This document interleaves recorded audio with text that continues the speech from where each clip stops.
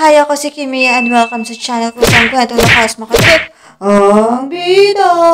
Kung trip mo ang ganitong klaseng content, subscribe mo na itong channel at huwag kalimutan ikalembang ang notification bell para lagi kang updated sa mga upcoming videos. Ang kwento natin ngayon ay pinamagatang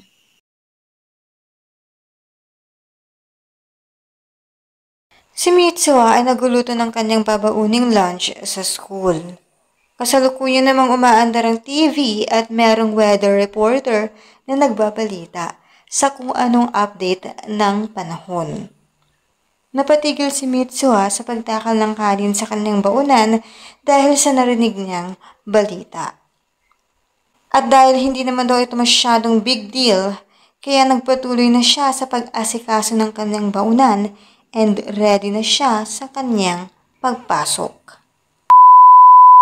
Sa paglalakad ng dalawa ay pansin ni Mitsuha ang mabagal na paglalakad ni Taki.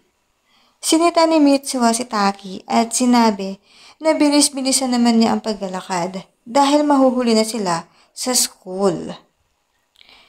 Pero ang sagot ni Taki, ano ba ang use ng pagpunta nila ng maaga? Wala namang kwenta ang klase nila. One time nga daw itong si Sir Saitama ay dumating sa room ng tulala at tumitig lang sa kung saan sa buong class period. And meron pa, tawa daw siya ng tawa sa pinapanood niyang video clip, hindi naman niya i-share kung ano yun. Tapos, naisipan niyang magturo, kaso umiiyak naman siya. Wala na. Ay, ewan, bakit pa kasi kailangan nating umattend sa klaseng to?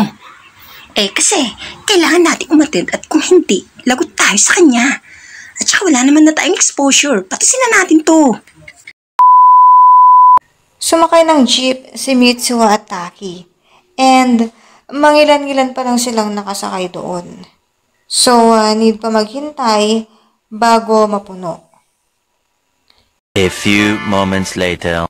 Medyo puno na ang sakay ng jeep, pero di pa umaalis ng sasakyan hanggang sa... I-record kita ha! Anong oras na? ayan na. Naunahan na ako. I-record kita! Dahil na ba ako dito? Ang tagal-tagal mo!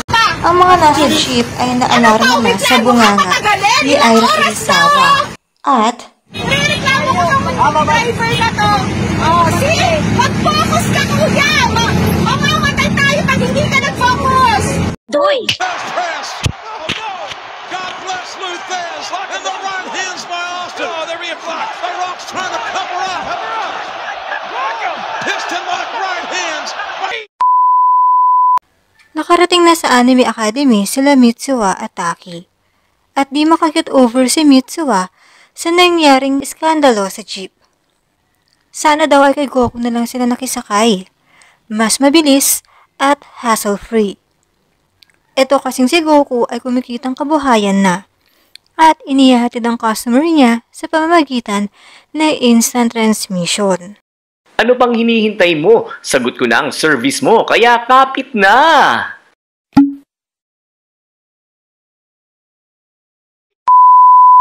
Hindi makaget over ang ating sisterette na si Mitsuha ay bigla nang may umenter sa eksena. Use the basketball man. Hanamichi. Huh?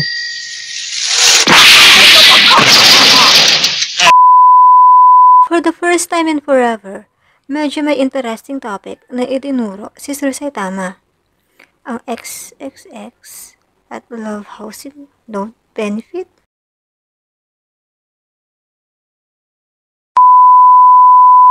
Okay, to make this explanation very short, ayon kay Saitama, ang XXX ay some kind of a benefit. May maternity leave, may paternal leave, sickness leave. Any kind of leave. Just leave me alone, ganon. At ang love housing loan benefit ay pabahay.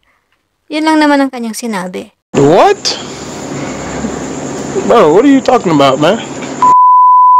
Ready na ang lahat sa kanilang paglabas sa room. Nang biglang maalala ni Saitama na meron palang exchange student ang kanina pa naghihintay sa labas. Iba ang naging tingin ni Shikadai sa bagong kaklase.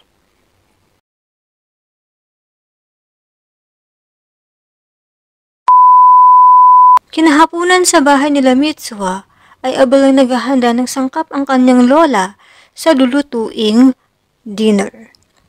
Bigla niyang napansin na kulang ang kanyang carrots sa lulutuin niyang putahe kaya inutusan niya si Mitsuha na bumili ng carrots sa malapit na tindahan. Bumili si Mitsuha ng 2 carrots. Saka naman dumating si Goku gamit ang kanyang instant transmission. At dala niya ang mga groceries at maraming pera na kinita niya sa paghatid ng mga customers. Tuwang-tuwa si Chichi. Nakalimot si Chichi na meron pala siyang dapat na ibigay na sukli kay Mitsuha. Kinabukasan sa klase nila Sir Saitama ay ganun pa rin naman.